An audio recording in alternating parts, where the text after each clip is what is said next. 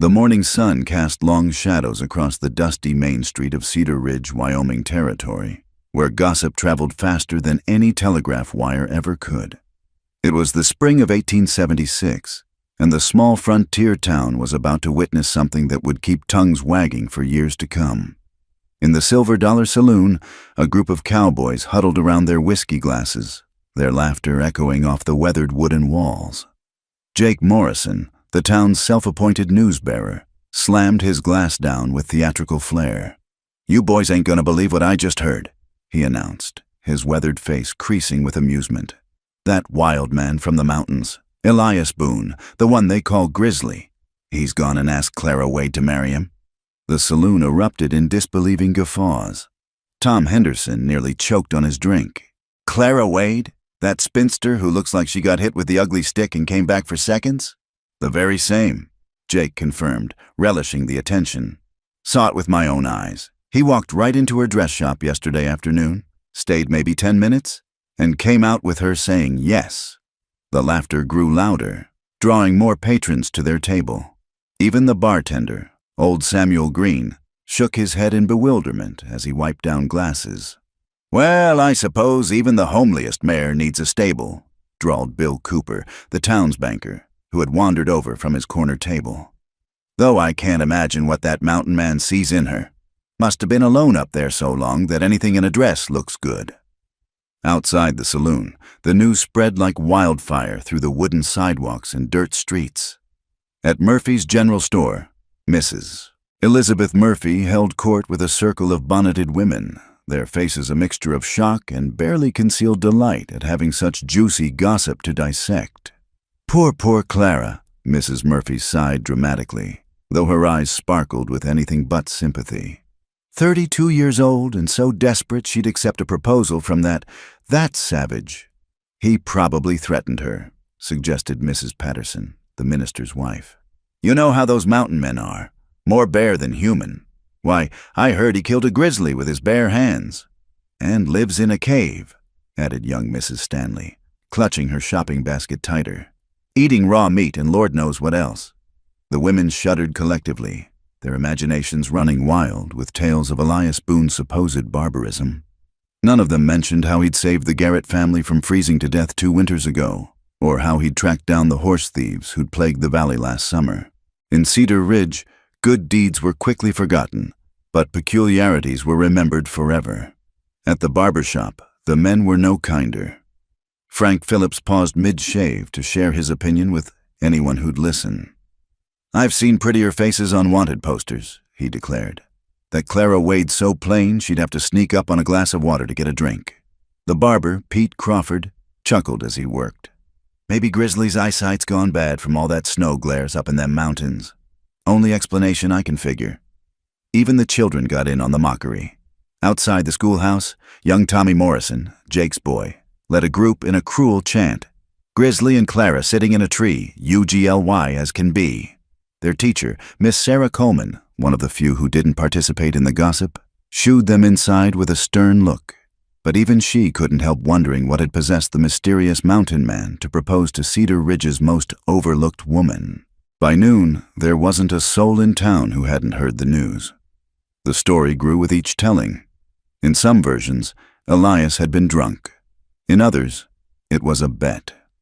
The most creative suggested Clara had somehow bewitched him with herbs or potions, though everyone who knew Clara's gentle, unassuming nature found this particularly ridiculous. At the post office, Edgar Whitman sorted mail while regaling customers with his own theory.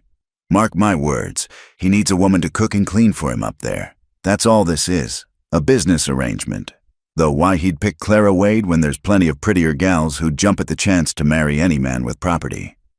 He trailed off as Mrs. Chen, who ran the laundry, fixed him with a disapproving stare.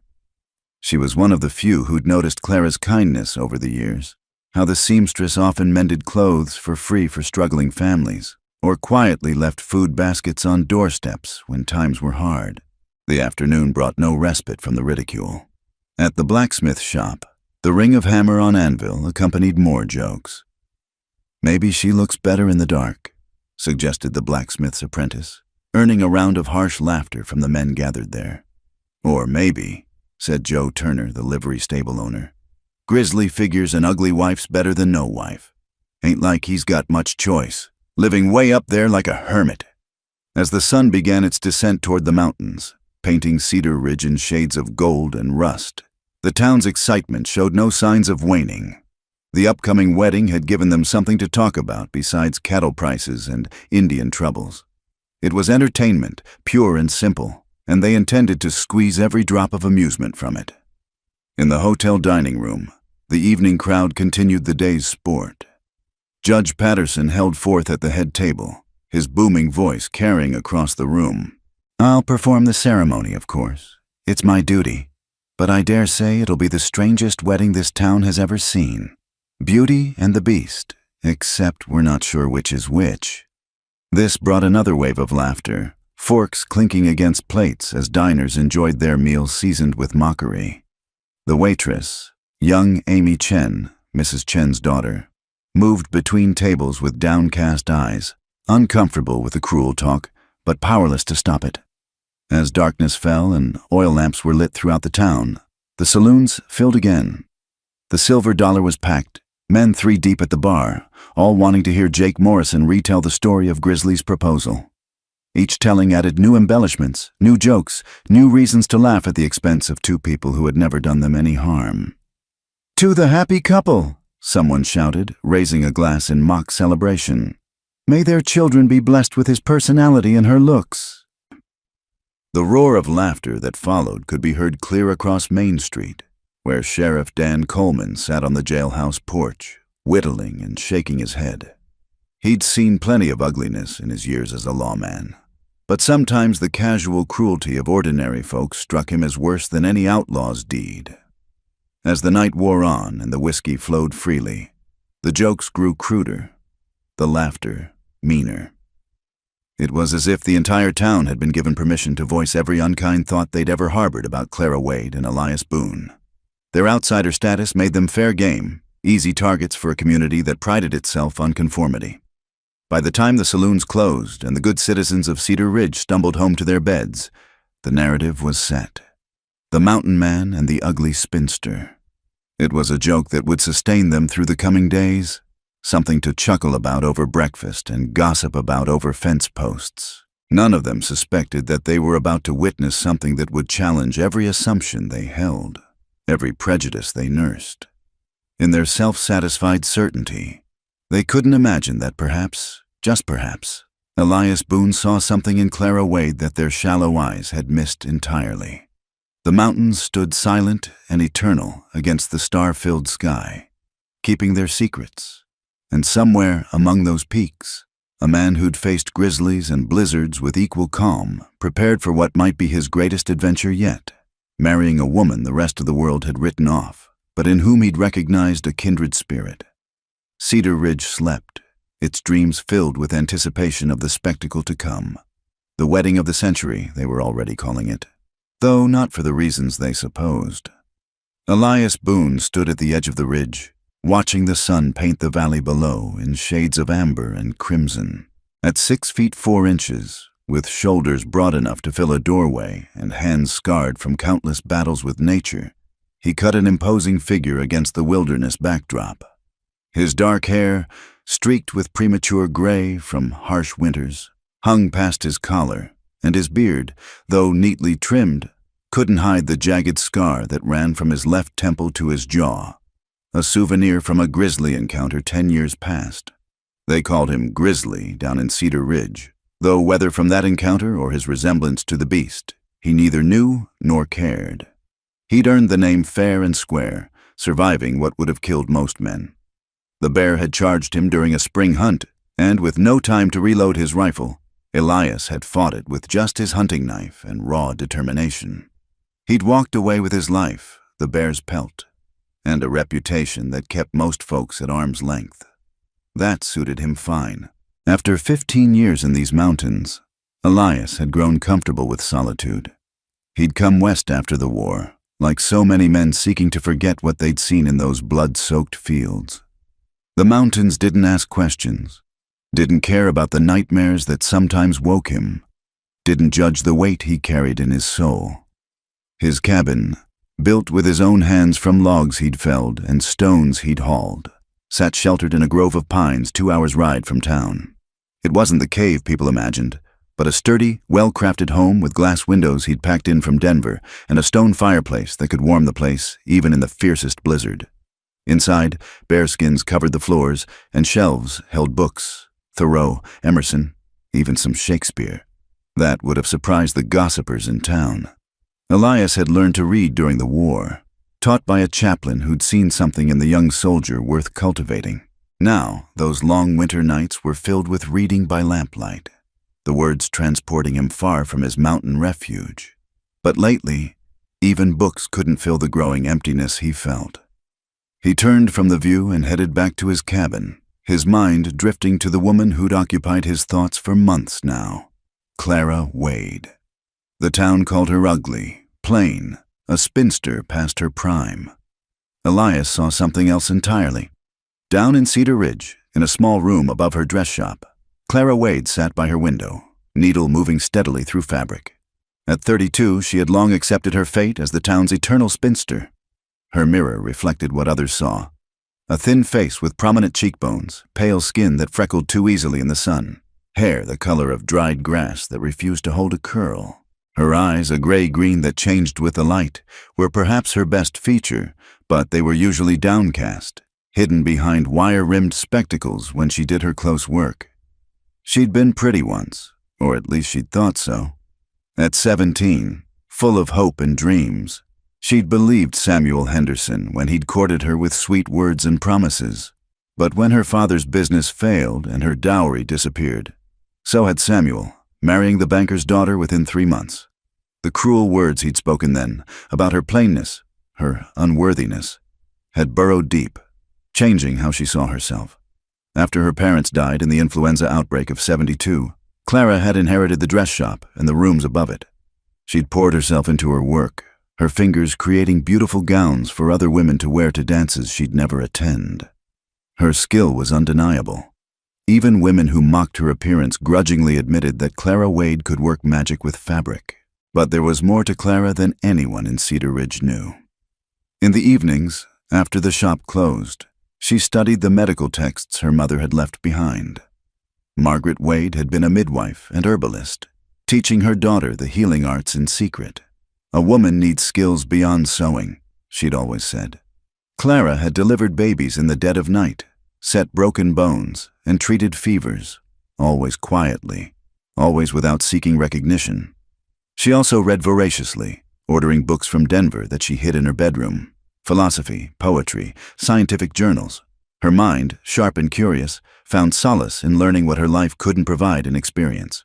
Sometimes she wrote, filling journals with observations about life in Cedar Ridge, character sketches of its inhabitants that showed both their flaws and their hidden kindnesses. The knock on her shop door 3 days ago had changed everything. She'd looked up from hemming Mrs. Morrison's new Sunday dress to find Elias Boone filling her doorway. She'd seen him in town before, of course. Everyone noticed when Grizzly came down from his mountain. But he'd never spoken to her, and she'd certainly never expected him to enter her shop. "Miss Wade," he'd said, removing his hat. His voice was deeper than she'd imagined, rough from disuse, but not unkind. "I wonder if I might have a word." She'd stood, nearly knocking over her sewing basket in nervousness. Up close, he was even more imposing, but his eyes, brown as winter earth, held no threat. "Of course, Mr. Boone. How can I help you? Do you need mending done?" "No, ma'am." He'd shifted his weight, looking almost boyish despite his size and reputation. "I've come to ask you something. Been thinking on it for months now. Watching you when I come to town." Clara's heart had begun to race. Watching her? Why would anyone watch her? "I know I'm not much for words," he'd continued, "and I know what folks say about me, but I also know what I see. You're kind to people who don't deserve it. You help folks who can't pay. You've got learning. I've seen the books you order, and you don't gossip or judge like the rest of them." She'd stood frozen, unable to process what was happening. "I'm asking if you'd consider marrying me," he'd said simply. "I can't offer you fancy things or an easy life, but I can offer you respect, a good home, and a man who'll see you for who you really are, not what others say you are." The shop had felt airless suddenly.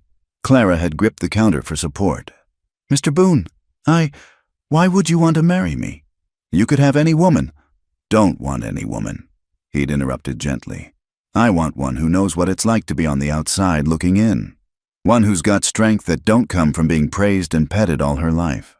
One who might understand a man who's more comfortable with wolves than tea parties." His words had hit her like physical blows, each one striking at the walls she'd built around her heart. "You don't know me," she'd whispered. "Know enough," he'd replied. "Know you stayed up 3 nights straight nursing the widow Patterson through pneumonia last winter, never taking credit. Know you leave food on old Charlie's doorstep when his rheumatism acts up. Know you've got more substance in your little finger than those painted peacocks have in their whole bodies." Tears had pricked her eyes then. When was the last time anyone had seen her, really seen her? "I'm not asking for an answer today," Elias had said, seeming to sense her overwhelm. "Think on it, but know this. I don't make offers lightly, and I mean what I say. You'd be respected in my home, Clara Wade. That's a promise." He'd left then, settling his hat back on his head and walking out as suddenly as he'd entered. Clara had sunk into her chair, mind reeling. For 3 days she'd thought of little else. The practical part of her listed all the reasons to say no. She barely knew him. Life in the mountains would be hard. The town would mock them mercilessly. But another part, a part she'd thought dead, whispered different truths. Here was a man who saw her worth, who offered not love. She was too old to believe in fairy tales, but something perhaps more valuable, respect and understanding. This morning, when he'd come for her answer, she'd surprised herself by saying yes. Now, as evening shadows lengthened across her small room, Clara folded the dress she'd been working on and prepared for bed. Tomorrow, the news would be all over town. She could already imagine the laughter, the jokes, the pitying looks.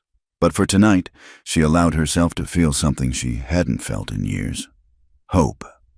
In his mountain cabin, Elias banked the fire and stepped outside for one last look at the stars. He'd taken plenty of risks in his life, faced down bears and blizzards and men intent on killing him. But this felt different. This felt like the beginning of something he couldn't quite name. He thought of Clara's eyes when she'd said yes, surprised, wary, but with a spark of something that might have been courage. The town could laugh all they wanted. They didn't know what he knew, hadn't seen what he'd seen. Sometimes the most precious things came in packages others overlooked. Any prospector worth his salt knew that, and Elias Boone had just staked his claim on the best treasure in Cedar Ridge. The bell above Clara's shop door chimed as Elias Boone ducked through the entrance, having to stoop slightly to clear the frame. It was mid-afternoon, and golden sunlight streamed through the windows, illuminating motes of dust and the colorful bolts of fabric lining the walls. Clara looked up from her cutting table, scissors pausing mid-snip through a length of blue calico. "Mr. Boone," she said softly, setting down her tools. Her hands trembled slightly as she smoothed her apron. "I didn't expect you back so soon." "Said I'd come for your answer," Elias replied, his hat already in his hands. He stood there, filling the small shop with his presence, yet somehow managing not to seem threatening. "Been 3 days. Figure that's time enough for thinking." Clara moved around the cutting table, her movements deliberate and careful, as if she were approaching a wild animal, which, she supposed, wasn't far from what the town believed about Elias Boone. But standing here in her shop, with afternoon light catching the silver threads in his dark hair, he looked more like a man carrying heavy burdens than a savage. "Before I give you my answer," she said, surprising herself with her steadiness, "I need to know something." "Why me?" "The truth, Mr. Boone.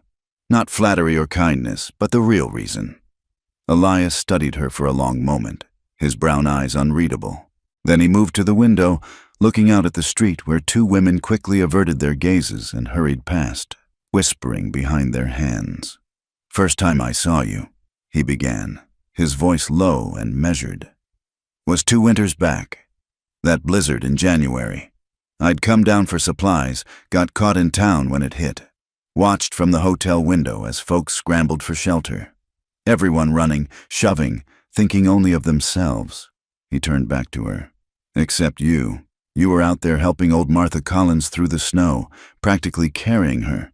Your own coat wrapped around her shoulders while you shivered in just a shawl. Got her safe inside the church before you even thought of finding shelter yourself. Clara remembered that day. She'd nearly frozen, but Martha had survived. Started watching after that, Elias continued. Not in a way to make you uncomfortable, just noticing. Saw you sneak medicine to the Cherokee family camping outside town when their little one was sick. Saw you mending clothes by lamplight, not for pay, but for families too proud to ask for charity. Saw you stand up to Jake Morrison when he was rough with his horse, even though he towered over you and could have backhanded you easy as breathing. You saw all that?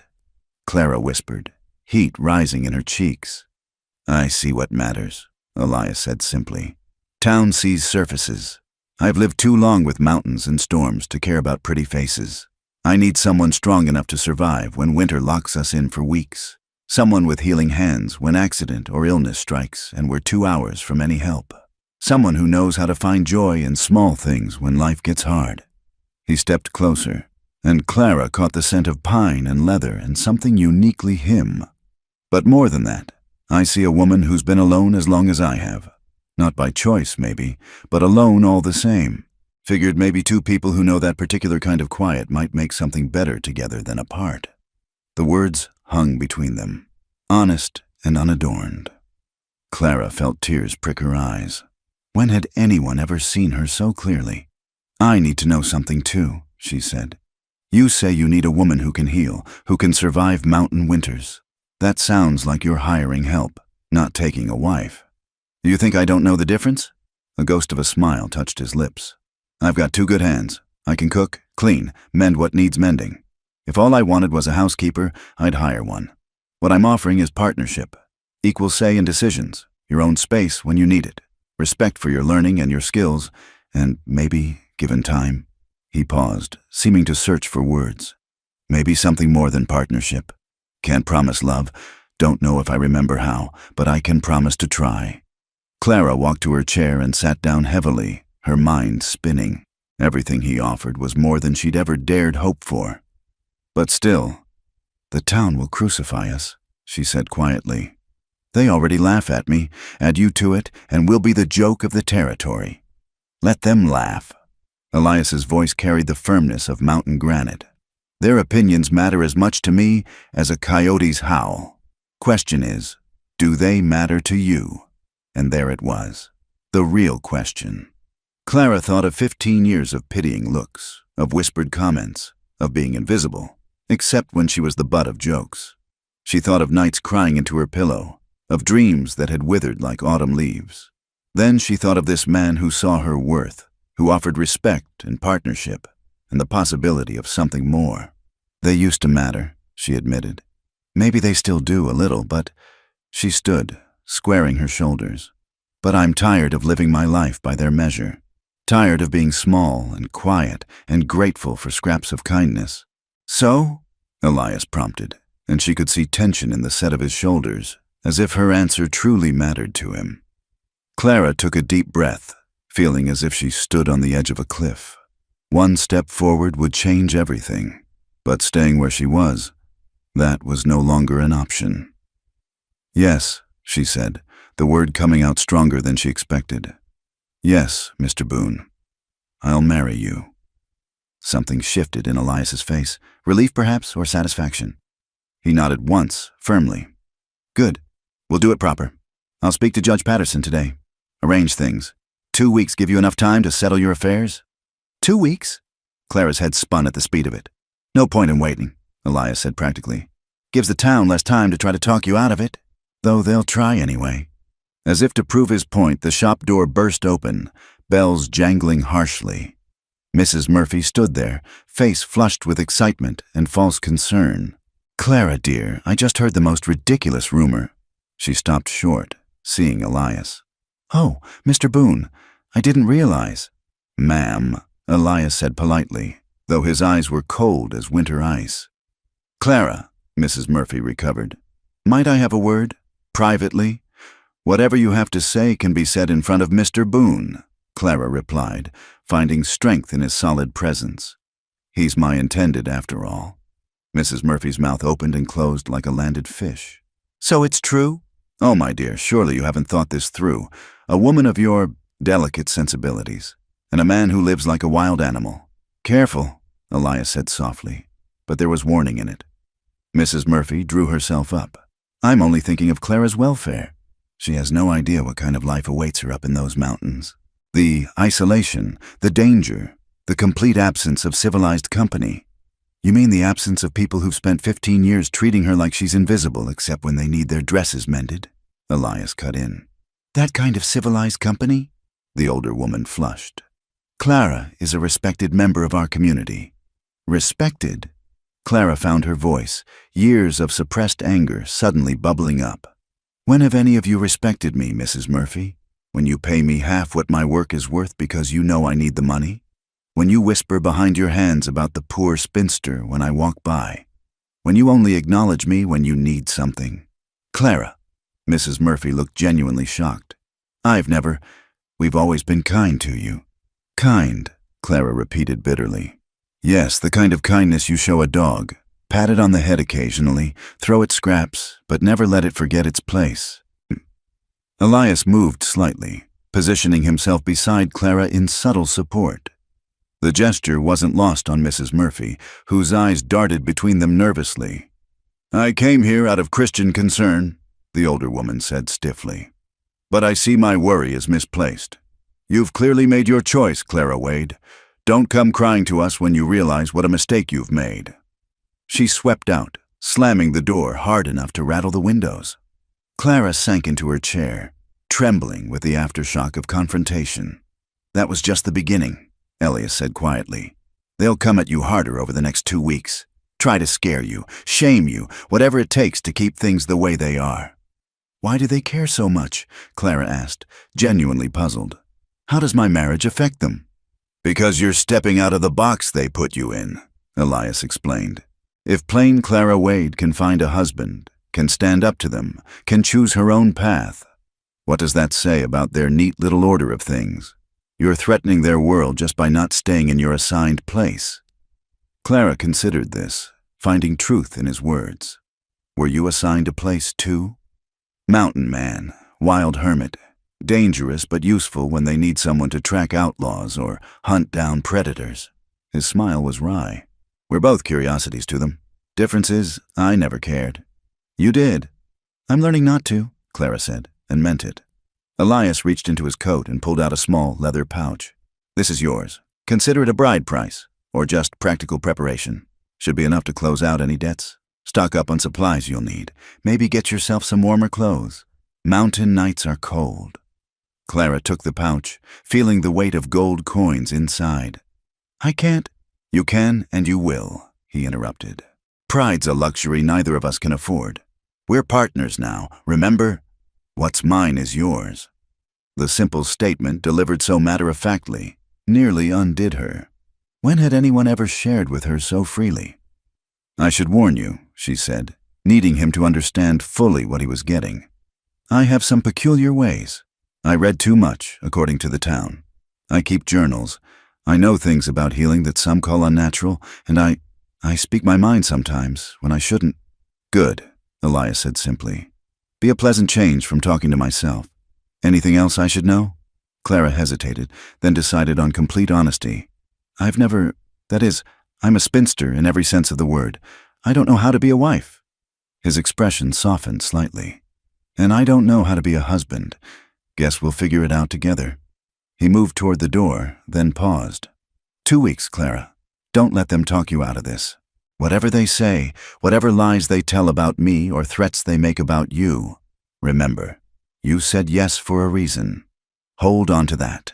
Then he was gone, leaving Clara alone with the magnitude of what she'd just agreed to. Outside, she could already see curtains twitching, faces peering out. By evening, everyone would know. The storm was coming. But for the first time in 15 years, Clara Wade wasn't afraid of the weather. The parade of concerned visitors began the very next morning. Clara had barely opened her shop when Mrs. Patterson swept in. followed closely by Mrs. Stanley and Miss Prudence Hartwell, the schoolteacher's sister. They arranged themselves in her small sitting area like a tribunal, faces set in expressions of grave concern. "Clara, dear," Mrs. Patterson began, her minister's wife demeanor perfectly calibrated for delivering difficult truths. "We've come as your friends, your true friends, to help you see reason." Clara continued sorting through her thread spools, not trusting herself to look at them directly. "And what reason would that be, Mrs. Patterson?" "This absurd engagement, of course," Miss Hartwell burst out, her thin face pinched with disapproval. "That man is entirely unsuitable for any respectable woman, let alone someone of your delicate constitution." "My delicate constitution?" Clara asked mildly.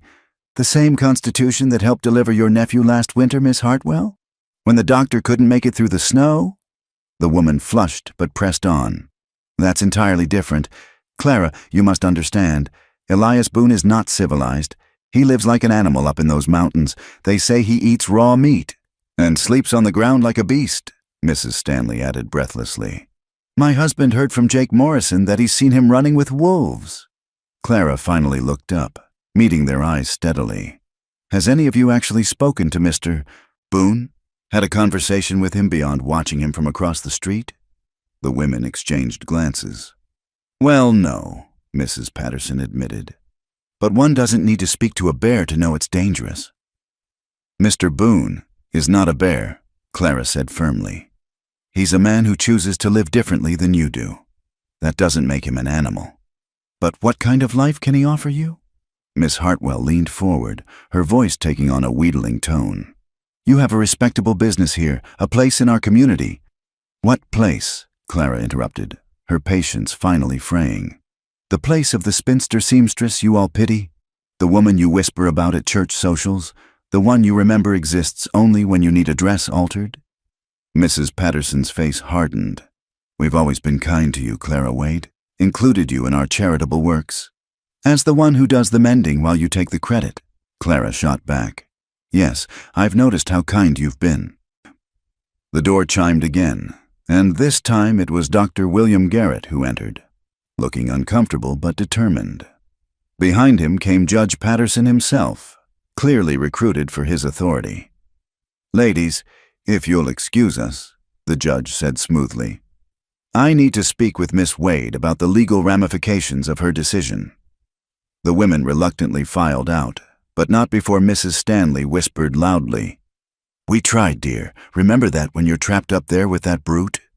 Once they were gone, Judge Patterson settled his considerable bulk into a chair, while Dr. Garrett remained standing, fidgeting with his medical bag. "Clara," the judge began, "I've come to explain certain legal realities.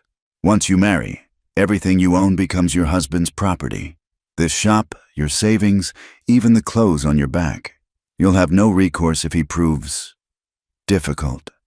"I understand the law, Judge Patterson," Clara replied coolly. "I also understand that Mr. Boone has already provided me with funds to settle my affairs properly, which is more than my father did for my mother." The judge's eyebrows rose. "He gave you money before the wedding? Is that so strange, that a man might trust his intended?" Dr. Garrett cleared his throat. "Clara, there's another matter. Your health. A woman of your age, unused to, that is, the physical demands of marriage." Clara felt heat rise in her cheeks, but kept her voice steady. "I've delivered 7 babies, doctor. I think I understand the physical realities of marriage. But you've never—" He stopped, clearly flustered. "What I mean is, a man like Boone, accustomed to rough living, might not be gentle." "Enough!" Clara stood, her small frame rigid with anger. "How dare you come into my shop and speak to me this way? Would you say such things to Mrs. Morrison when she married her 3rd husband? Or to young Jenny Carter when she wed that traveling salesman nobody knew anything about?" "Those were different situations," Judge Patterson said stiffly. "Yes, they were pretty and young and therefore deserving of happiness," Clara said bitterly. "While I should be grateful to spend my remaining years as your wife's unpaid seamstress." The door burst open again, bells jangling violently. This time it was Elias himself, his large frame filling the doorway. His eyes took in the scene. Clara standing defiant, the two men looking guilty, and his jaw tightened. "Gentlemen," he said, his voice dangerously quiet. "Something I can help you with?" Judge Patterson stood hastily. "Mr. Boone, we were just—" "Harassing my intended." Elias stepped fully into the shop, and both men instinctively backed away. "Because that's what it looks like from where I'm standing. We were concerned for Clara's welfare, Dr. Garrett said, trying to sound professional but achieving only nervous.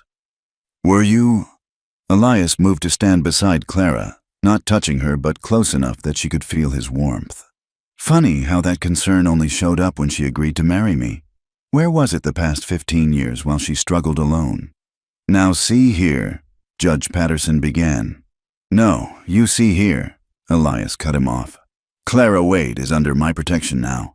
Any man who disrespects her disrespects me, and I think you both know how I handle disrespect. The threat wasn't explicit, but it didn't need to be. Both men had heard the stories, Elias tracking down the men who'd stolen from him, leaving them tied to trees for the sheriff to find. His fight with Big Tom Hawkins when the man had insulted an Indian woman. His reputation for never forgetting a slight. "We meant no harm," Dr. Garrett said quickly. "We were just concerned." "Your concern is noted and rejected," Clara said, finding courage in Elias's presence. "Now, unless you have business that requires my services, I'll ask you to leave." They left quickly, the judge muttering about legal documents and the doctor about house calls. When they were gone, Clara sank into her chair, suddenly exhausted. "They'll get worse," Elias warned. "This was just the opening salvo." "I know." Clara looked up at him. "Why did you come? Not that I'm ungrateful, but saw them heading this way. Figured you might need backup." He studied her face. "You held your own, though. Did good." The simple praise warmed her more than flowery compliments ever could have. "I'm not used to standing up to them. Gets easier with practice." He moved to the window, watching the street. "Though I could make it stop. One word from me and they'd leave you alone until the wedding." Clara considered this. It would be easier letting him fight her battles, but no, I need to do this myself. I've been invisible so long I almost forgot I had a voice. I need to remember how to use it. Elias nodded approvingly. "That's the spirit I saw in you. Just remember, you don't have to fight alone anymore." He was about to leave when the door opened once more. This time it was young Amy Chen, looking nervous but determined. "Miss Clara, Mama sent me with this." She held out a small package wrapped in brown paper. "She says to tell you congratulations, and that true friends see with the heart, not the eyes." Clara's eyes misted as she took the package.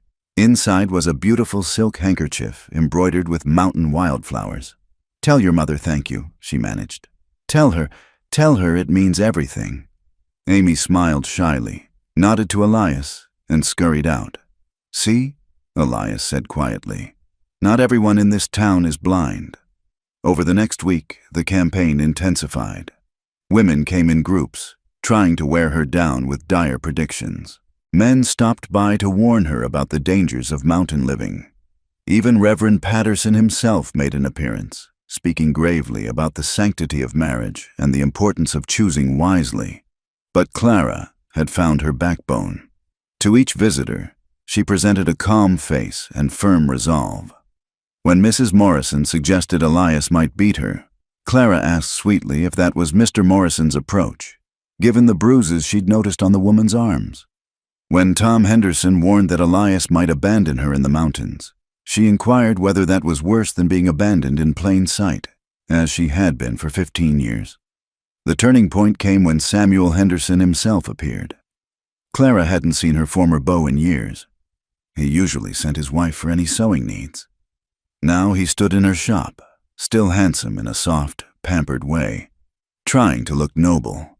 "Clara," he said, as if they were old friends, "I feel responsible for your situation." "Oh?" She didn't look up from her sewing. If things had been different between us, you wouldn't be driven to this desperate choice." Now she did look up, seeing him clearly for perhaps the first time. The weak chin, the shifty eyes, the soft hands that had never known real work. "You're right," she said calmly. If you hadn't shown me exactly how worthless your promises were, I might have spent my life waiting for another man just like you. Instead, I'm marrying someone who sees my value, not my dowry. So thank you, Samuel. You did me the greatest favor of my life." He left red-faced and stammering, and Clara realized with wonder that she meant every word. The pain he'd caused had shaped her, yes, but it had also taught her to recognize real worth when she saw it. That evening, as she was closing up shop, Elias appeared with a bundle. "Brought you something," he said gruffly, handing it over. Inside were fur-lined gloves, a heavy wool cloak, and sturdy boots, all practical, all necessary for mountain life, but all of finest quality. "They're perfect," she said softly. "Good." He shifted uncomfortably. "How are you holding up? With all the visiting committees?" "Better than expected." She smiled slightly. "I'm discovering I have claws after all." "Never doubted it." He paused at the door. 4 more days, Clara, then we can leave all this behind." "I'm counting the hours," she admitted, and was surprised to find it was true. As he left, Clara fingered the soft fur of the gloves and thought about transformation.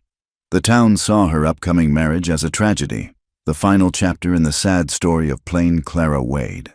But she was beginning to suspect it might be something else entirely. The first chapter of a story she was finally brave enough to write herself. The morning of the wedding dawned clear and cold, with frost painting delicate patterns on Clara's bedroom window. She'd been awake since before dawn, not from nerves, but from a strange sense of anticipation.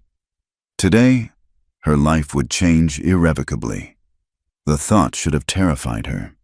Instead, she felt oddly calm. She dressed carefully in the dark blue dress she'd sewn herself, not a traditional wedding gown, but something that suited her. The fabric was good quality wool, practical for her new life, but she'd allowed herself small touches of beauty, mother-of-pearl buttons, delicate embroidery at the collar and cuffs. Her mother's cameo brooch rested at her throat. As she pinned up her hair, Clara studied her reflection. The same plain face looked back, but something had changed in the past 2 weeks. Her chin lifted higher, her eyes held a spark that hadn't been there before.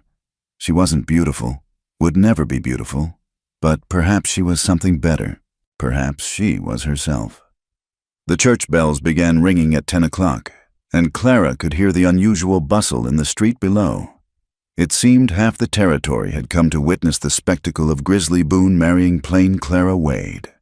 She took a deep breath, gathered her small bouquet of dried wildflowers. Elias had brought them yesterday, gathered from his mountain meadow, and descended the stairs. Amy Chen waited at the bottom, her mother beside her. Mrs. Chen pressed Clara's hand warmly.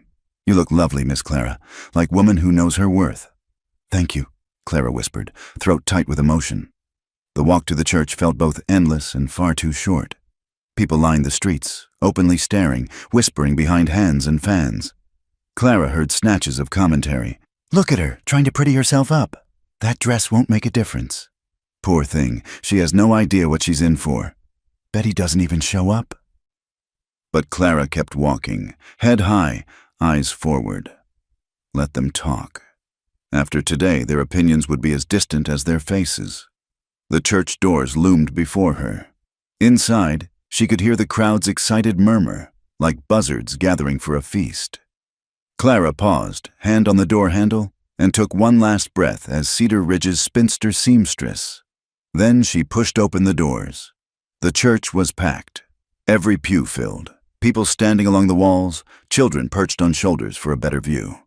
The whispers rose to a crescendo as Clara appeared, then suddenly died, because there, at the altar, stood Elias Boone, but not the Elias Boone they knew.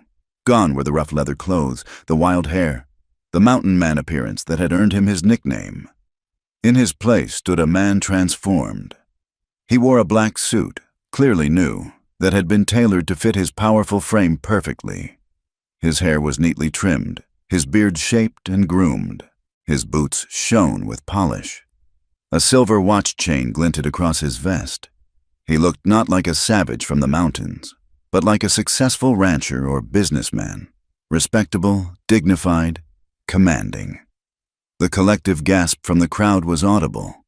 Women who'd called him a beast now stared with something approaching appreciation. Men who'd mocked him from the safety of their whiskey glasses now straightened unconsciously, recognizing the presence of someone to be reckoned with. But Elias had eyes only for Clara. As she walked down the aisle, she saw his expression, steady, sure, with a warmth that made her forget the hundreds of watching eyes. When she reached him, he offered his hand, and she took it without hesitation. "You came," she whispered. "Said I would," he replied simply. Then, lower, just for her, "You look beautiful." She knew he meant it, and that was all that mattered. Judge Patterson cleared his throat, looking distinctly uncomfortable in his ministerial role. His son, the regular minister, had conveniently been called away, leaving the judge to perform the ceremony. "Dearly beloved," he began, his voice lacking its usual pompous authority, "we are gathered here today to witness the union of Elias Boone and Clara Wade." The ceremony proceeded with painful slowness. Judge Patterson seemed to be drawing it out, perhaps hoping someone would object, would stop this upheaval of the social order. But the crowd remained silent, mesmerized by the transformation before them. When it came time for the vows, Elias spoke clearly, his deep voice carrying to every corner of the church. "I, Elias, take you, Clara, to be my wife. I promise to respect you, protect you, and value you for who you are, not who others think you should be. I promise to share my life with you honestly, to support your dreams as my own, and to face whatever comes with you beside me." They weren't the traditional vows, but they were real, and Clara felt tears prick her eyes as she spoke her own. "I, Clara, take you, Elias, to be my husband. I promise to stand with you against all storms, to bring healing where there's hurt, to create a home with you built on trust and understanding. I promise to be your partner in all things, and to never let fear make me small again." Judge Patterson looked like he'd swallowed something bitter, but he continued. "The rings." Elias produced 2 simple gold bands. As he slipped hers on, Clara noticed an inscription inside. "Strength in truth. By the power vested in me," Judge Patterson said reluctantly, "I now pronounce you man and wife.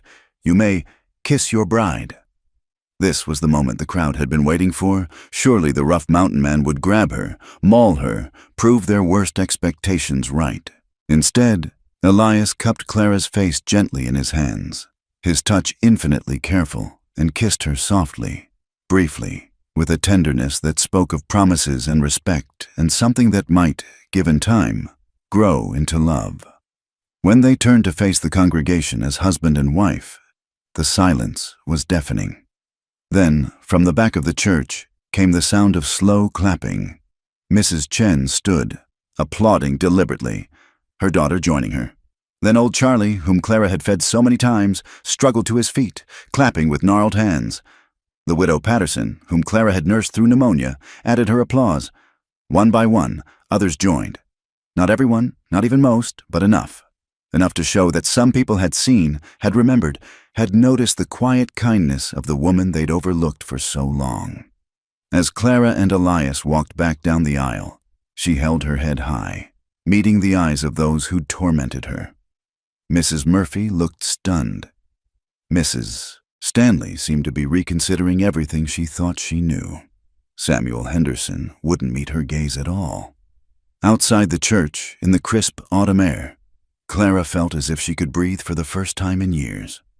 Elias helped her into the wagon he'd brought, loaded with her possessions and the supplies they'd need. "Wait!" someone called.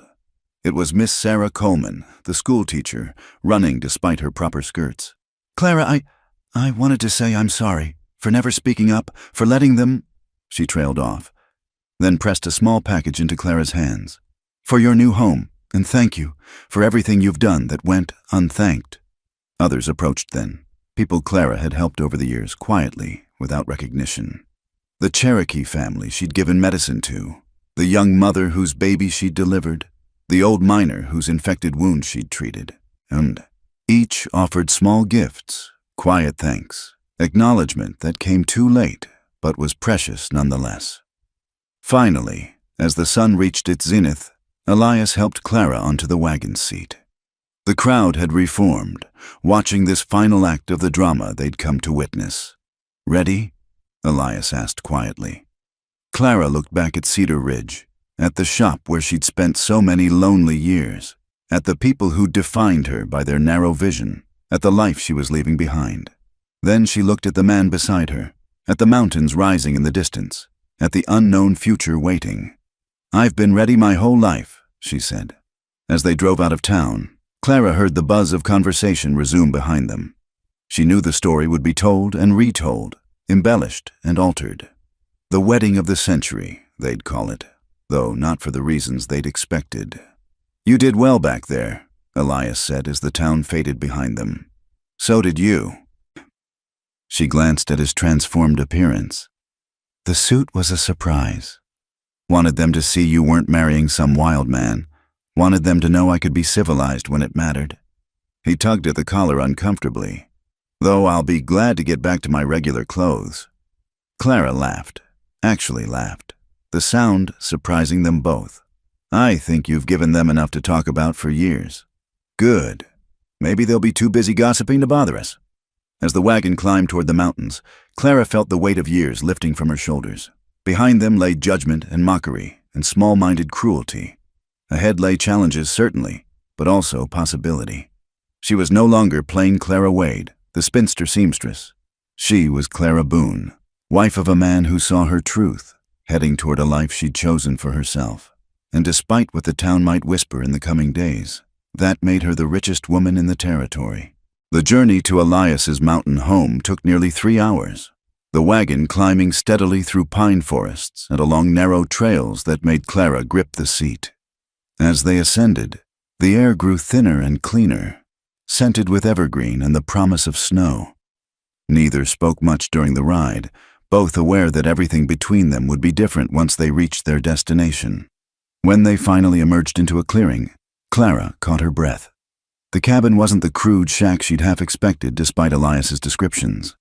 Built of solid logs with a stone chimney sending up a welcoming spiral of smoke, it nestled against a backdrop of towering peaks. Glass windows caught the late afternoon sun, and a covered porch ran along the front. To one side stood a well-built barn and corral, to the other a small garden plot waiting for spring. "It's beautiful," she said softly. "It's home," Elias replied, but she caught the pleased note in his voice. "Our home now." He helped her down from the wagon, his hands lingering at her waist a moment longer than necessary. In the golden light of approaching evening, away from the town's prying eyes, Clara felt the first flutter of nervousness. They were truly alone now. Husband and wife, in fact, as well as law. Inside, the cabin was even more surprising. The main room served as both kitchen and living area, with a large stone fireplace dominating one wall. Handmade furniture showed skill and care in its construction. Shelves held not just the expected supplies, but books, dozens of them. A bearskin rug covered the plank floor, and oil lamps waited to push back the mountain darkness. "There's a bedroom through there," Elias said, gesturing to a door, "and a small room I use for storage, but it could be, that is, if you need your own space." "Thank you," Clara said, understanding his delicate offer. Despite their marriage, he was giving her the option of privacy until she was ready for more. They spent the early evening hours establishing a tentative domestic rhythm. Elias brought in her belongings while Clara explored the kitchen, finding it well stocked and organized. She prepared a simple meal, venison stew from meat he'd already had soaking, fresh bread she'd brought from town, preserved vegetables from his root cellar. As they ate by lamplight, the intimacy of the situation settled around them like a blanket. In town, there had always been the buffer of other people, of social conventions. Here, there was just the two of them, the crackling fire and the vast silence of the mountains. "I should tell you," Elias said suddenly, setting down his spoon. "I've never done this before. Been married, lived with someone. I don't know the rules, the expectations." "Neither do I," Clara admitted. "I suppose we make our own rules." He nodded slowly. "I meant what I said in town, about respect, about taking time. I know the law says you're my property now, but I don't hold with that. You're my partner, not my possession." Clara felt warmth that had nothing to do with the fire. "And I meant what I said about not letting fear make me small. But I am nervous. This is all so new. We don't have to figure it all out tonight." Elias said gently. We have time. After dinner, they sat by the fire, the awkwardness gradually easing as they talked. Elias told her about the cabin, how he'd built it over 2 years, choosing each log carefully, chinked the gaps with his own hands. Clara shared her plans for the garden, the herbs she wanted to grow for healing. When full darkness fell and the fire burned low, Elias stood. I'll bank the fire. The bedroom's yours tonight. I'll take the storage room. There's a cot in there I use sometimes. Elias, Clara said softly, standing as well. This is your bed, your home. I won't drive you out of it on our wedding night. He went very still. Clara, I don't expect... I know. She took a breath, gathering courage. But we're married. And while I'm not ready for everything, I think we could share the space, learn to be comfortable with each other. In the dim light, she saw something flicker across his face. Surprise, perhaps, or hope. If you're sure. The bedroom was simple but clean, with a large bed covered in quilts, a washstand, and hooks for clothing. Clara retreated behind a screen to change into her nightgown, her hands trembling slightly as she unpinned her hair. When she emerged, Elias had his back turned, giving her privacy to slip under the covers. He blew out the lamp before joining her, the bed dipping under his weight. They lay side by side in the darkness, carefully not touching, the space between them feeling both vast and impossibly small. Clara, Elias said quietly into the darkness, can I tell you something? Yes. You're not what they said you were. Not plain, not ugly. When I look at you, I see strength, intelligence, kindness that runs bone deep. That's beautiful to me. Clara turned toward him, though she could barely make out his silhouette in the darkness. How long were you watching me before you proposed? 2 years, give or take. Started as curiosity, wondering about the woman who helped others but always stood alone. Became something more. Admiration. Respect. And then I realized I was looking forward to my town visits, not for supplies, but for the chance I might see you. Realized I was storing up things to tell you, even though we'd never spoken. That's when I knew. Knew what? That I was lonely, in a way that had nothing to do with being alone. That I wanted a partner, a companion. Someone to share the silence with who'd understand that sometimes silence is better than words. Clara felt tears slip down her cheeks. I was lonely too, surrounded by people, but utterly alone. They looked right through me, like I was made of glass. Not glass, Elias said firmly. Steel, just hadn't been tested yet. They lay quietly for a while, the darkness making honesty easier. In town, Clara said eventually. In the lamplight, at the shop. You told me I looked beautiful. Did you mean it? She felt him shift beside her. May I? He reached out slowly, giving her time to pull away, and touched her face gently. His fingers traced her cheekbone, her jaw, learning her by touch. Yes, not in the way town understands beauty, something deeper, like looking at a mountain and seeing not just rock but strength that endures, beauty that doesn't need prettiness. His hand moved to her hair, running through the long strands spread across the pillow. Your hair catches light like wheat in sunshine. Your eyes change color with your moods, green when you're angry, gray when you're thinking. You have a way of tilting your head when you're really listening that makes a person feel heard. That's beautiful. Clara caught his hand, holding it against her cheek. No one's ever seen me the way you do. Their loss, he said simply. My gain. She turned her face to press a kiss to his palm, felt him go still. Elias. Yes, I'm glad it's you. Glad I said yes. Glad I'm here. He pulled her gently against him then, her head fitting naturally into the curve of his shoulder. She could feel his heartbeat, steady and strong, could smell the clean scent of soap and pine that clung to him.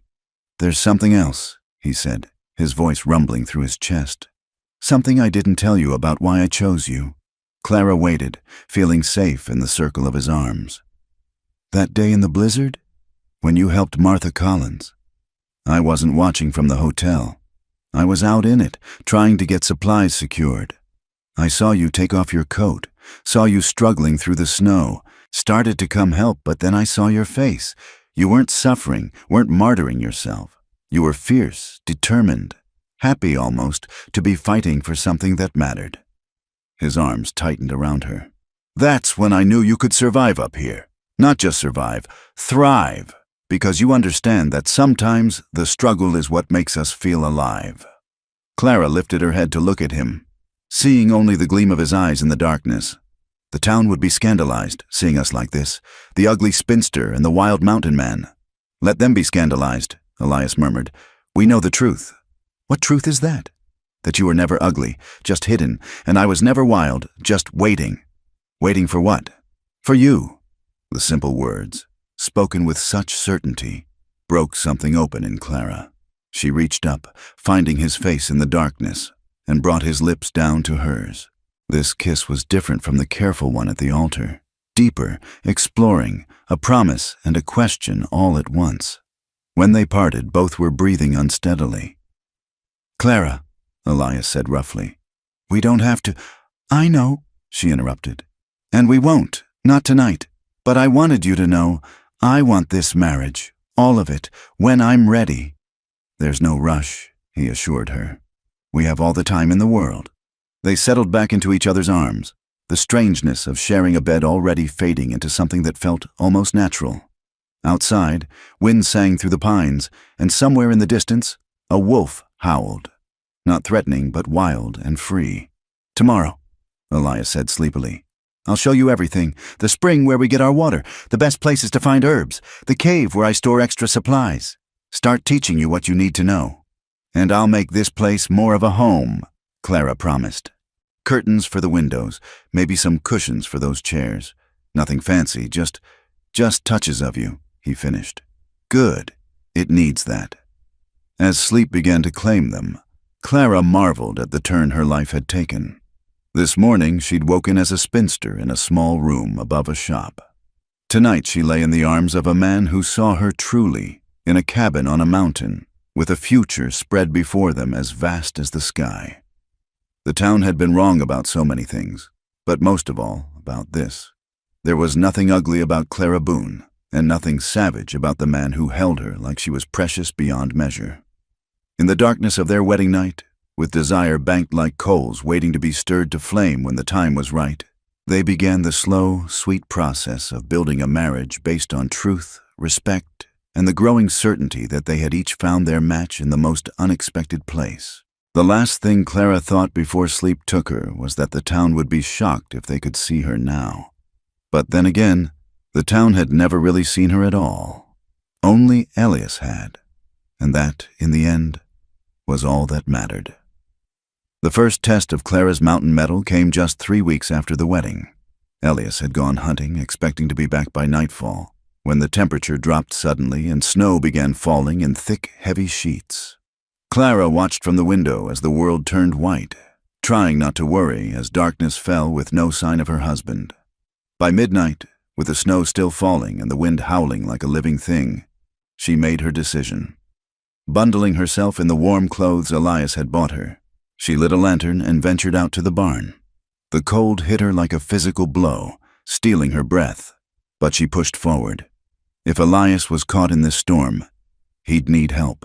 She saddled the gentlest horse, a mare named Buttercup, with hands that shook only slightly. Elias had taught her the basics of riding in their first weeks together, though he'd never imagined she'd need the skills so soon.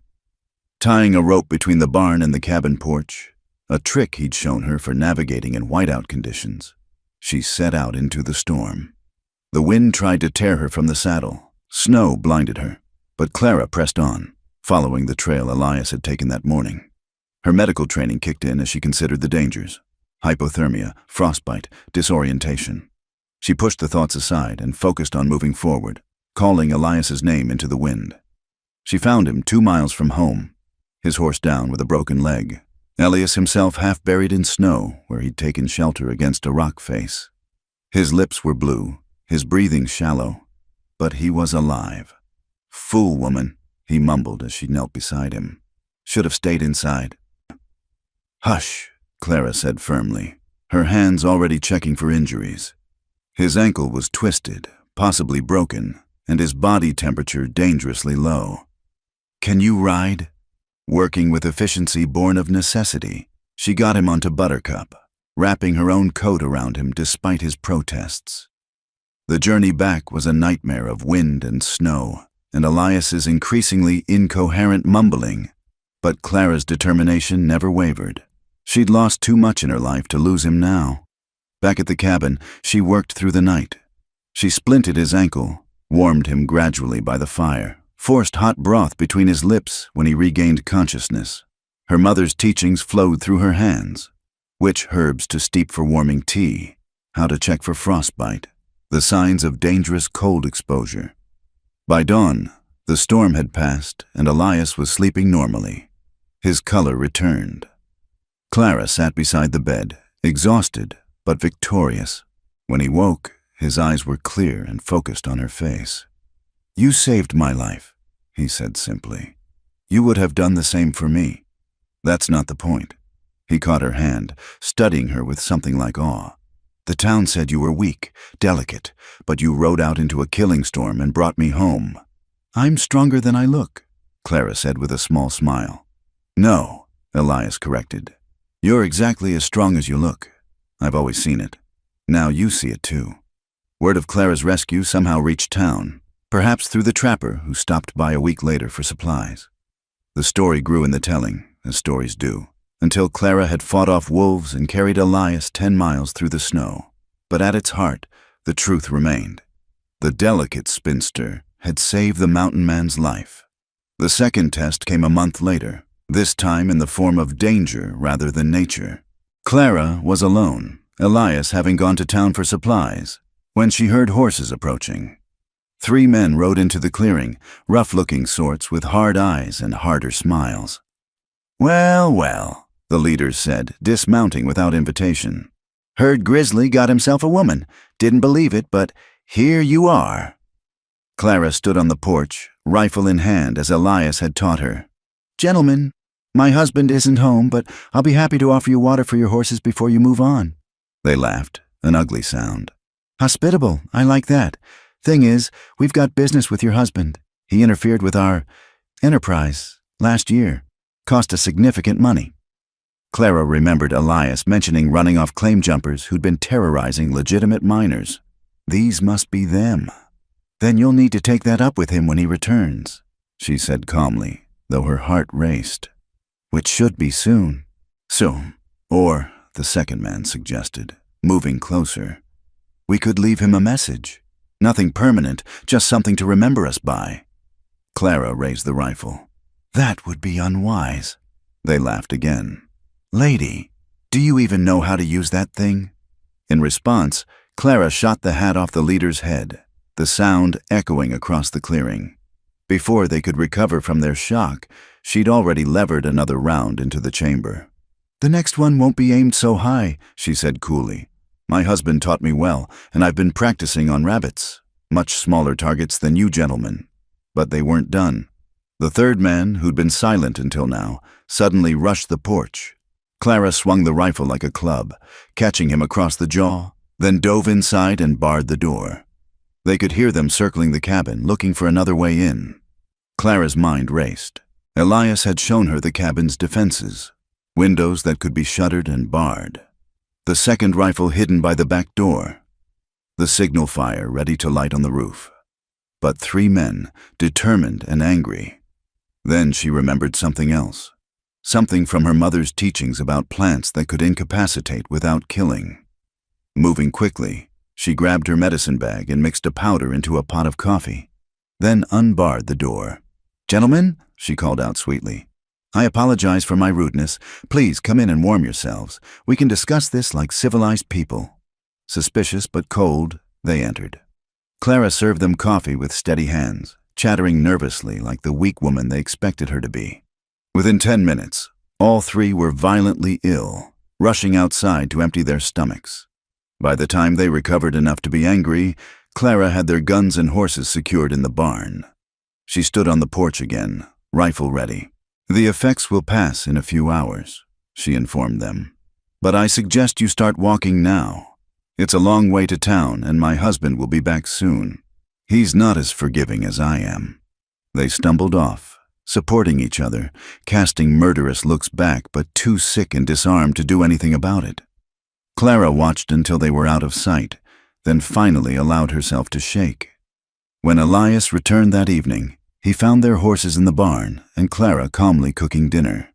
She told him the story matter-of-factly, as if drugging and disarming 3 outlaws was an everyday occurrence. Elias listened in growing amazement, then pulled her into his arms.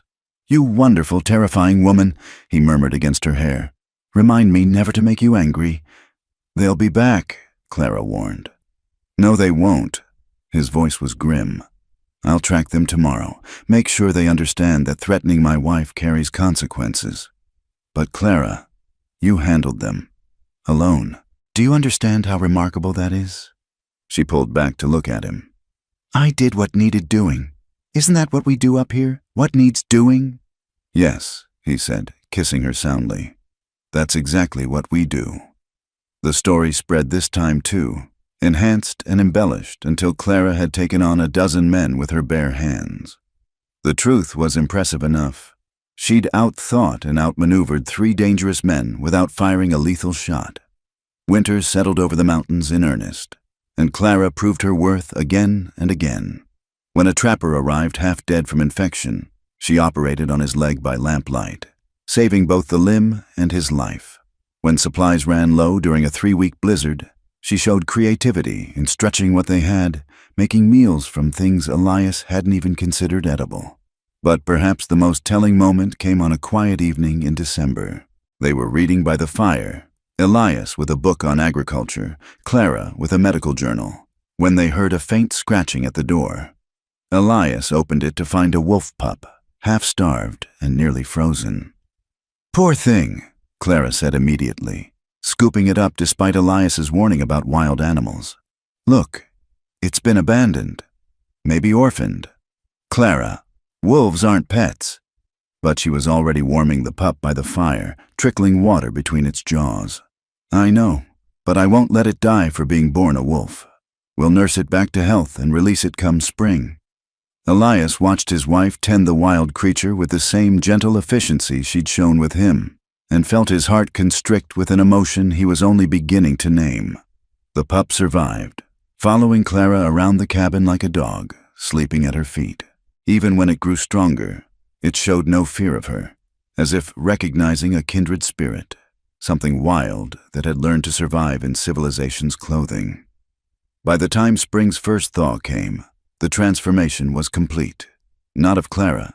She'd always been strong, resourceful, capable, but of how she saw herself, how she moved through the world. The woman who'd once crept through town trying to be invisible now strode with confidence.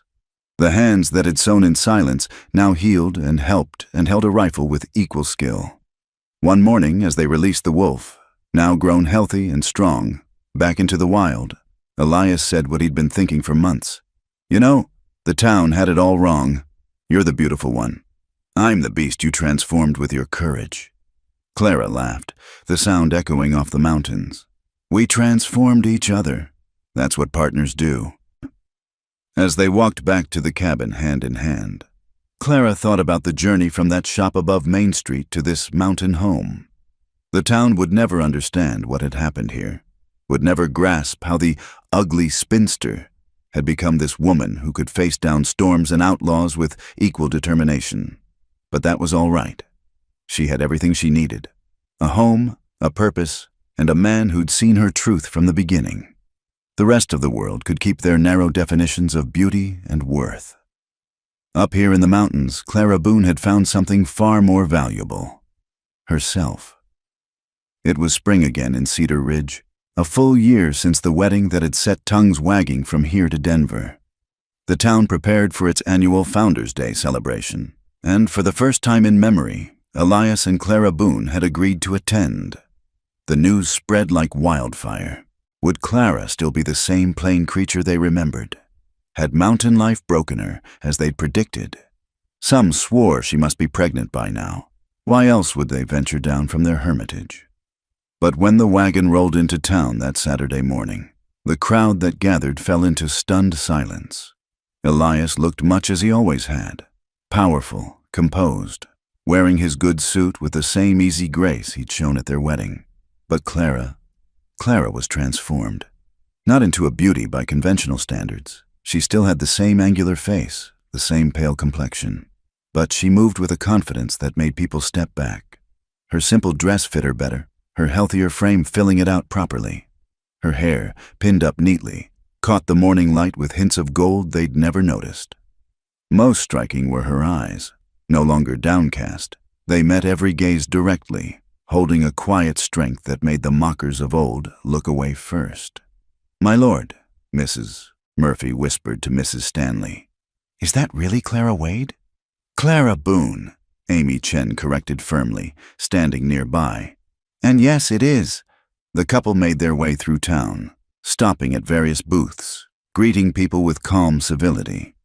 When they reached the medical tent where Dr. Garrett was offering consultations, he nearly dropped his stethoscope. "Mrs. Boone," he stammered, "I heard, that is, people say you've been practicing medicine in the mountains?" "Helping where I can," Clara replied modestly. "Mountain life doesn't allow for waiting for doctors when emergencies arise."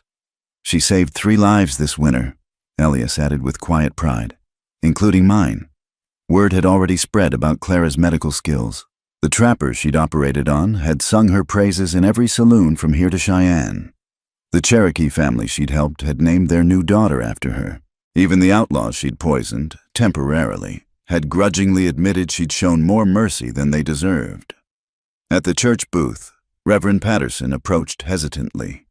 "Mrs. Boone, I wonder if I might apologize for my conduct before your wedding. It was unchristian of me." Clara studied him for a moment, then nodded.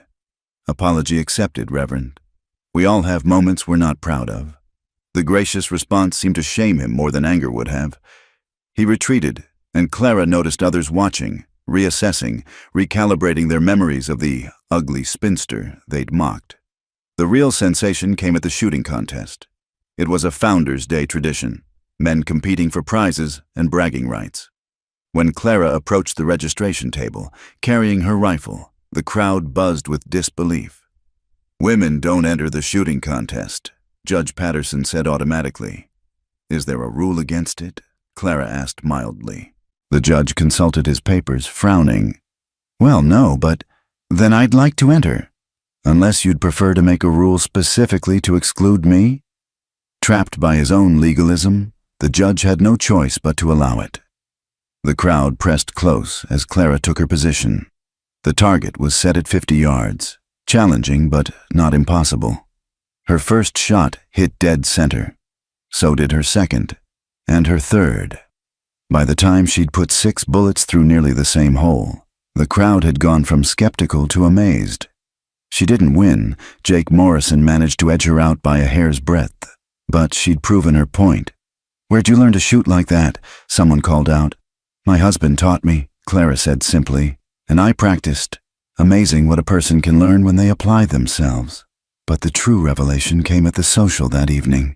The town hall was decorated with bunting and flowers, couples dancing to the fiddle band. When Elias and Clara entered, conversation stuttered to a halt. They made a striking couple, he in his dark suit, she in a deep green dress that brought out the color in her eyes. But it wasn't their clothes that drew stares. It was the way they looked at each other, the obvious connection between them, the small touches and shared glances that spoke of deep intimacy.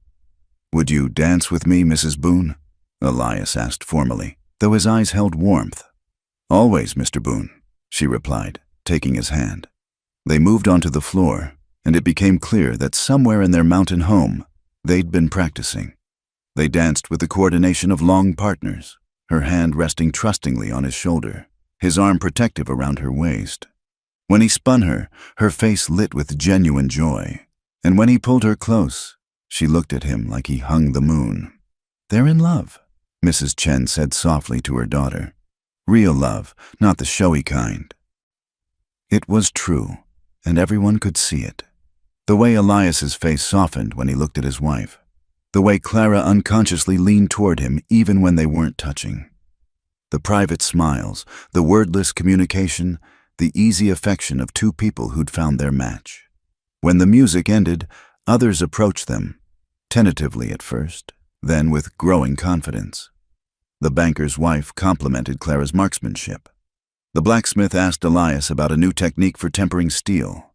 Slowly, the couple was drawn into the community that had once rejected them. But the climactic moment came when Samuel Henderson, Clara's former beau, approached with his wife. Mrs. Henderson, pretty in the faded way of women who'd gotten everything too easily, looked Clara up and down with barely concealed envy. "Clara," Samuel said awkwardly, "you look, well." "Thank you, Samuel," Clara replied pleasantly. "Marriage agrees with me. I heard about your adventures. Quite remarkable for someone who was always so—" He trailed off, unable to find a polite way to say pathetic. "So overlooked," Clara suggested gently. "Yes, it's amazing what people are capable of when someone believes in them." Elias appeared at her elbow then, his presence a subtle reminder of who Clara belonged to now. Samuel retreated hastily, but not before Clara saw the regret in his eyes. He'd thrown away gold while chasing fool's brass, and now he knew it. As the evening progressed, the stories began to flow. The shopkeeper mentioned how Clara had saved the trapper. The minister's wife admitted she'd heard about the outlaws. Even Jake Morrison, after a few drinks, loudly proclaimed that Grizzly's wife was the best shot he'd seen in years, for a woman. By the time Elias and Clara prepared to leave, the transformation was complete, not just of Clara, but of the town's perception. The woman they'd mocked as the ugliest in the territory stood before them radiant with confidence and happiness. The marriage they'd laughed at as a desperate match between rejects had become something to envy. "You know they'll be talking about this for years," Clara said, as Elias helped her into the wagon. "Let them talk," he replied, echoing his words from their wedding day. "But I think the story will be different now." He was right. In the coming weeks and months, the tale spread throughout the territory. But it had changed. No longer was it the joke about the mountain man and the ugly spinster. Now it was a romance, a transformation, a story of two outsiders who'd found each other and created something beautiful. The story grew with each telling. Clara's rescue of Elias became more dramatic. Her confrontation with the outlaws gained epic proportions. Their love story accumulated the polish of legend. The beast who saw beauty where others saw plainness. The overlooked woman who bloomed under the light of real love. But in their mountain cabin, as summer gave way to autumn and autumn to winter, Elias and Clara lived the quieter truth. They worked side by side, building their life together. Clara's garden flourished, providing herbs for healing and vegetables for their table. Elias's hunting and trapping prospered, with Clara keeping the books and managing their increasing trades with town. On quiet evenings, they'd sit by the fire, Clara with her medical journals, Elias with his books on philosophy or agriculture. Sometimes they'd read aloud to each other. Sometimes they'd just sit in comfortable silence, the kind that comes from perfect understanding. "Do you ever regret it?" Clara asked one snowy night, a year and a half after their wedding. "Marrying the ugly spinster?" Elias pulled her close, pressing a kiss to her temple. "I married the strongest, smartest, bravest woman in the territory, who also happens to be beautiful, though she still doesn't quite believe it." "The town believes it now," Clara mused. "Funny how success changes people's vision." "The town sees what we always knew," Elias corrected, "that you were never what they said you were. You were just waiting for someone to see the truth. And you were waiting for someone to see past Grizzly to Elias," Clara added, understanding flowing both ways. As winter deepened, travelers would sometimes seek shelter with them, carrying tales back to civilization. They spoke of the mountain couple's hospitality, of Clara's healing skills and Elias's wisdom, of a partnership so seamless it seemed they'd been together decades rather than years. The legend grew, as legends do. In some versions, Clara had been beautiful all along, hiding her looks to test the hearts of men. In others, love itself had transformed her, like a fairy tale. The truth, that confidence and happiness and being seen truly could change how a person carried themselves, was somehow both simpler and more profound. Years later, when Cedar Ridge had grown into a proper town with sidewalks and a hospital, old-timers would still tell the story. They'd point to the mountain where the Boones lived, successful now with their trading post and Clara's healing practice, their children strong and wild and free. "See that mountain?" they'd say. "That's where Grizzly Boone took his bride." Everyone said she was the ugliest woman in the territory, but he saw different, saw what was inside, and when she stood up at their wedding, when she walked through town a year later, when she saved his life and fought off bandits and became the best healer this side of Denver, well, we all learned something about looking deeper. The young people would roll their eyes, thinking it another tall tale, but the old-timers knew better. They'd been there. They'd seen Clara Wade become Clara Boone, watched plain turn to striking, weakness to strength, mockery to legend. And in their cabin, as the years passed and their love deepened like wine aging in oak, Clara and Elias would sometimes laugh about it. The town that had mocked them now held them up as an example. The woman once called ugly was now remembered as beautiful. The man once feared as savage was now respected as wise. "They never did understand," Clara would say, her hair silver now, but her eyes still bright. "No," Elias would agree, pulling her close despite the creaking in his bones. "They saw the ending but missed the truth, which was that you were always beautiful. They just needed the right eyes to see it, and I was the lucky fool who had them." In the end, that was the real story. Not of transformation, but of recognition. Not of ugly becoming beautiful, but of beauty being revealed. Not of mockery turned to praise, but of two people who found in each other what the rest of the world had missed. And perhaps that's the greatest love story of all. To be seen, truly seen, and in that seeing, to finally see yourself. The legend of the mountain man and his bride lived on, told around campfires and in saloons, growing with each telling. But the truth was both simpler and more beautiful than any story. Two outsiders had found each other, chosen each other, and built a life that proved the mockers wrong in the best possible way, by being happily, defiantly, gloriously themselves. And if you listen close on a quiet mountain night, they say you can still hear it, the echo of laughter from a cabin where love made beauty out of what the world called plain, where courage grew from kindness, and where ugly became the most beautiful word of all, because it led to everything that came after. Thank you so much for listening to this story. I'd love to hear where you're tuning in from. Please share in the comments below. Don't forget to subscribe to our channel From Wild West for more tales of love, courage, and redemption from the American frontier. What did you think of Clara and Elias's journey? Share your thoughts with us.